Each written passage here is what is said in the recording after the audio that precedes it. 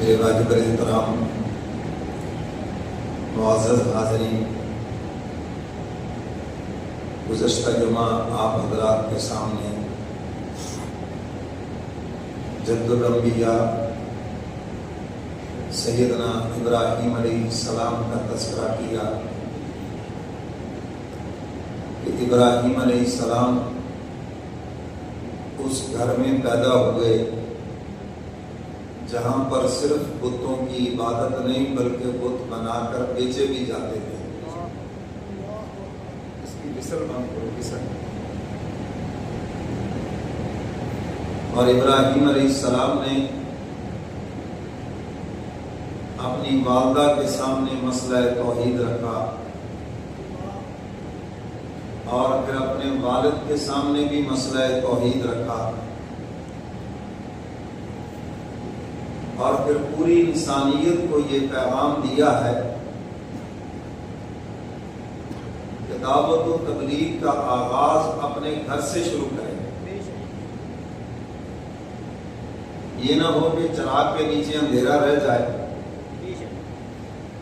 دوسروں کو ہم واعظ و نصیحت کریں اور اپنوں کو نظر انداز کر دیں، کیونکہ اپنوں کو جب آپ نے واعظ و نصیحت کرنی ہے تو ایک اچھی خاصی مخالفت کا آپ کو سامنا کرنا پڑے گا۔ اب وہاں پہ آپ میدان چھوڑ دیتے ہیں، ظاہر اجنبی آدمی تو ایسی مخالفت نہیں کرے گا الا ماشاءاللہ،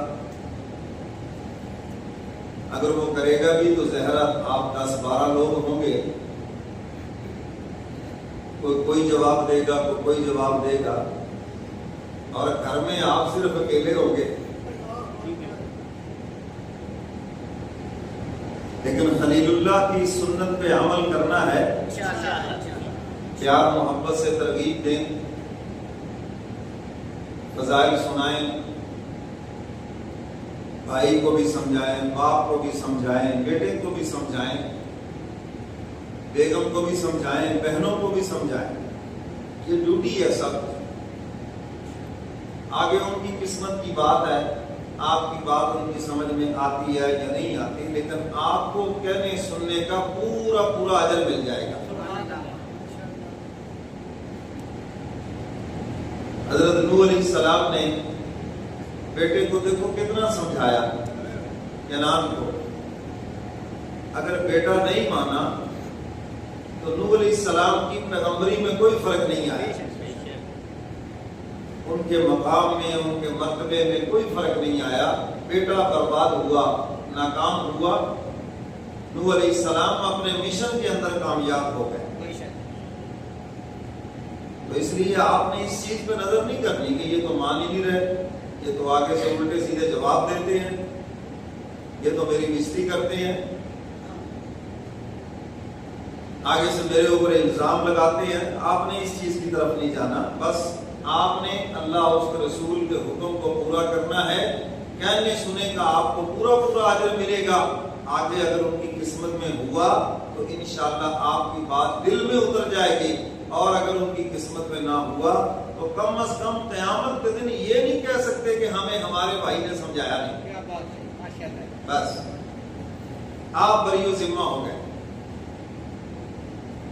تو ابراہیم علیہ السلام نے واعظ و نصیحت کا آغاز اپنے گھر سے کیا، والد کو سمجھایا، والدہ کو سمجھایا۔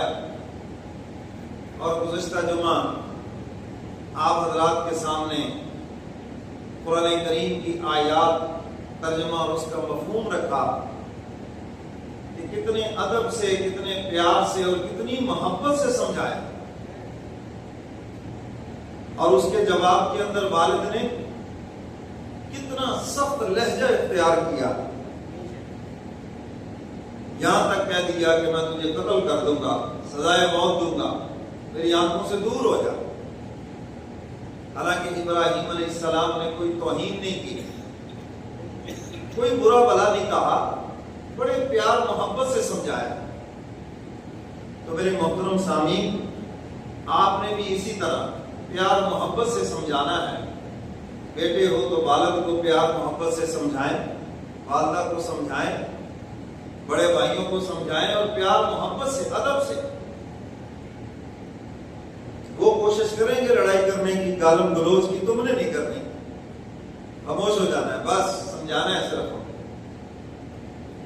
تو میرے محترم سامعین ذی الحجہ کا مہینہ تو ویسے بھی احترام کا مہینہ ہے اس میں تو کافر بھی لڑائی جھگڑا نہیں کرتے تھے